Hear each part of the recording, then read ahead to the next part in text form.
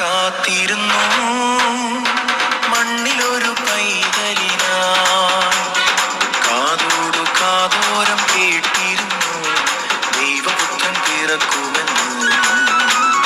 കാതോടു കാതോരം